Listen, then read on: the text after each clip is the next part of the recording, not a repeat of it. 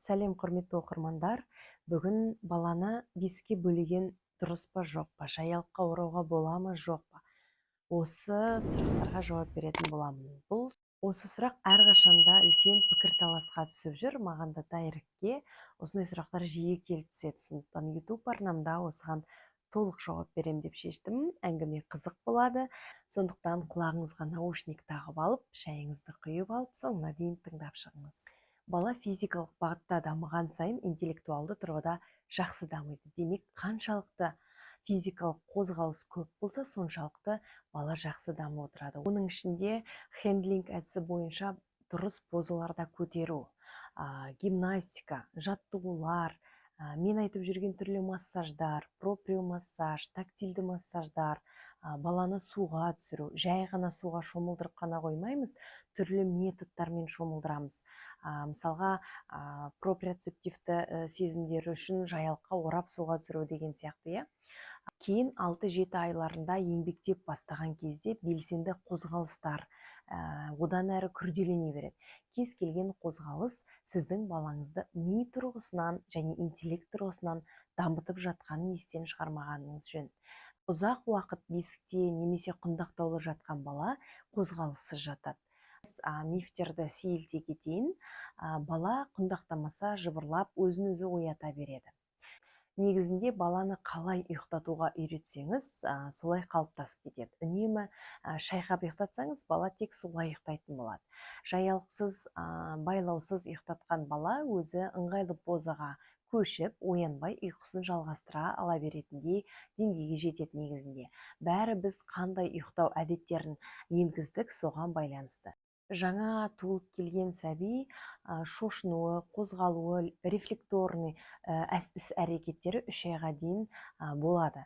Ол кездерде жайлап құндақтасаңыздар болады. Мысалға, свободный пеленание, оған ешқандай қарсылық білдірмейді врачтардың өздері де.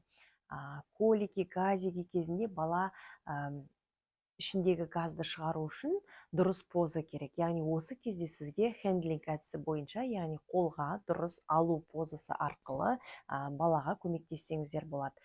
Мен сіздерге арнайы өшірге позаларды көрсетіп кетемін. Соған қарап көтеріп балаға көмектессеңіздер болады. Ішін сипап, аяқтарын тізесіне дейін қозғау арқылы, дұрыс массаждар арқылы балаға көмектессеңіздер болады. Бала өзінің денесін проприоцепция, интероцепция деген бар, баланың бұлшық жүйесінде өзін сезінуі. Интероцепция ішкі органдардың келетін сигналды сезіну. Яғни баланың іші ауырған кезде, газики, колики болған кезде бала өзі қимылдайды, аяғын көтереді, тыпырлайды. Яғни сол арқылы бала өзін жеңілдетуге талпынады. Ал енді сіз оны қаққан қазықтай қылып, тас қылып орап тастаған кезде бала аяқтарын қозғай алмайды, қиналуы мүмкін. Сондықтан ұйықтар алдында, егер бесікте бөлейтін болсаңыз, балаға осы моменттерде кішкене интуитивный материнство қосып, балаңыздың сезімдерін бәрін бақылап жүргеніңіз жақсы. Және де жалпы бесікке бөлейтін болсаңыз, бесікке бөлердің алдында, емізердің алдында барлық педиатрлар, врачтардың барлығы кеңес береді. Баланы тамми тайм деп айтады, яғни ішпен жатуға арналатын уақыт. Сол кезде балаңызды ішке жатқызып, ішін сағат тілмен сипап, іштің арнайы газики, коликиге арналған жаттығуларын жасатып, аяқтарын қозғап, айналдырып, содан кейін ішіне жатқызып барып бесікке бөліп, емізіп, сөйтсеңіз балаға жеңілірек болады, оңайырақ болады, және де ұйқысы да тыныш болады. Баланы құндақтаумен бесікке бөлуді таңдайтын ата-аналар басқа уақытта, жоғарыда мен айтқандай, баланың физикалық тұрғыда дамуына аса көп мән беруіміз керек. Мен бұл жерде нақты бір позицияны айта алмаймын. Бөлуген дұрыс емес. Әр ата-ана баласы үшін де, өзі үшін де шешімді өзі таңдайды. Мысалға, бесікке бөлеген көбінесе баладан гөрі ата-анаға ыңғайлы. Сіз бесікке бөлек қойып, басқа бір адамды қасына отырғызып қойып, басқа шаруаларыңызды жасауыңызға болады, тұрып жүруіңізге болады деген сияқты. Осы жерде тағы да бір моментті айтқым келеді. Баланың жаңа қазір арнайы бесіктер бар, электронды бесіктер өзі қозғалып тұрады. Негізінде бала ұйықтаған кезде тыныштықта ұйықтағаны жақсы. Өйткені баланың дене тепе-теңдігіне, қозғалысқа жауап беретін, балансына жауап беретін жүйесі, вестибулярлы жүйе, демалмайды. Яғни үнемі шайқалып тұру ол баланың вестибулярлы жүйесіне кері әсерін тигізеді. Сондықтан бала оянған кезде сәл тербетіп жіберіп ұйқысын жалғастыруға болады, ал былай уақытта тыныш ұйықтағаны жақсы, бесік қозғалмағаны жақсы.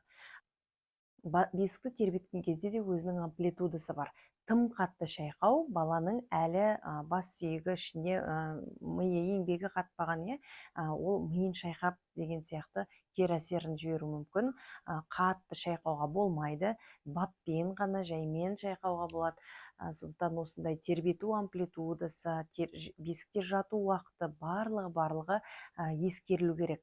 Таңнан қара кешке дейін бесікке байлап қойып, аузына соскысын тығып, тек тербетіп шайқап баланың миын шайқатып ұйықтатып, өзің шаруаң түгел, мен ондай нәрсеге қарсымын.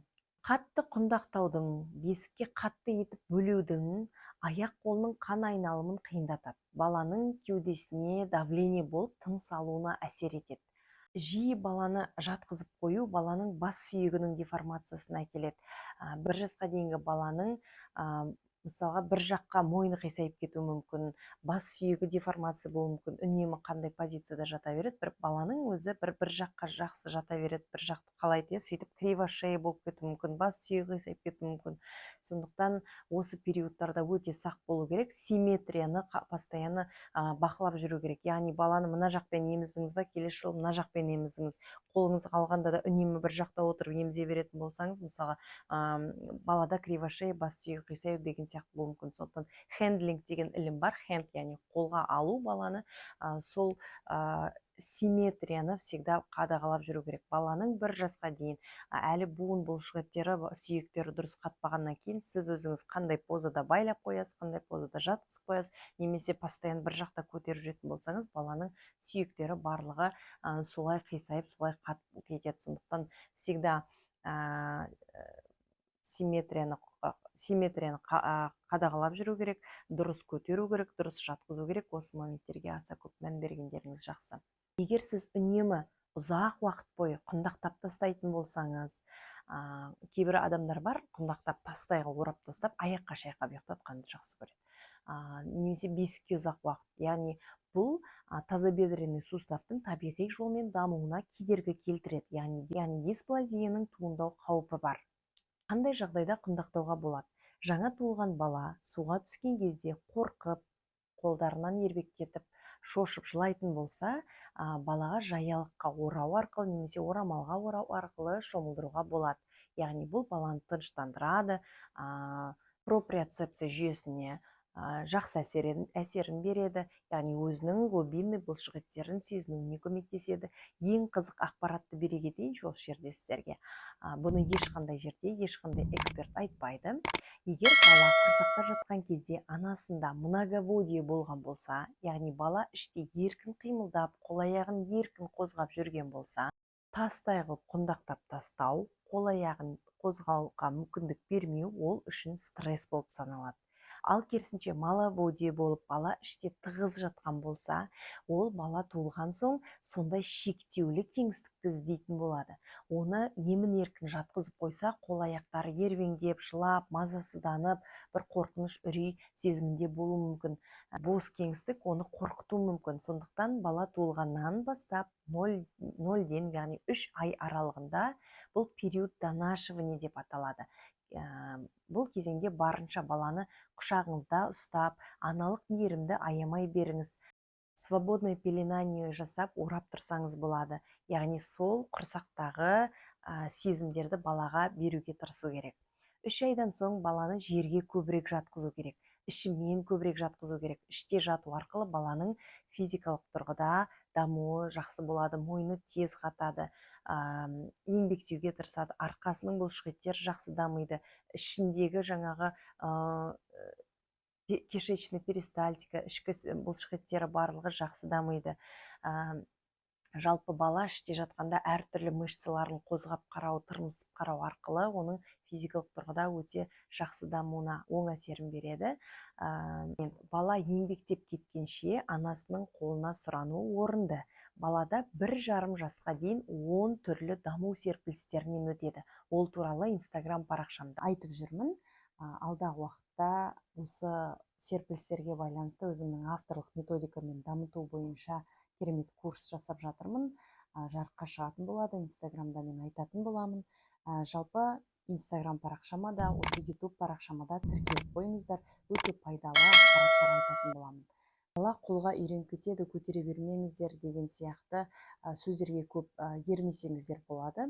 Максимально балаңызды көтеріңіз, құшақтаңыз, өйткені бұл период донашивания деп айттым. 3 айға дейін көбірек махаббат, жылулық беріңіздер, тойдырыңыздар.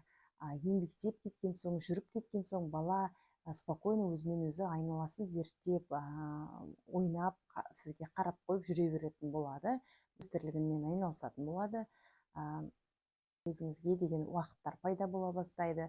Асында балаға дұрыс внимание берілмей, қолға сұранған кезде алмасаңыз, бермесеңіз, кішкене тоймай қалған балалар, сенімді эмоционалды байланыс дұрыс орнамай қалса, бала ес біліп қалған кезде керісінше анасына сұрана беретін, анасын аттатпайтын болып жатады көп жағдайда. Құрметті достар, видео пайдалы болды деп сенемін. Қандай жағдай болмасын, сіз интуитивный материнство функциясын іске қосуды ұмытпаңыз. Балаңызға именно не дұрыс, не бұрыс, оны өзіңіз сезесіз, білесіз. Ең бастысы дамыңыз, оқыңыз. Құрметті достар, менің парақшама тіркелуді ұмытпаңыздар. Сіздерден кері байланыс күтемін, қолдау күтемін. Сау болыңыздар.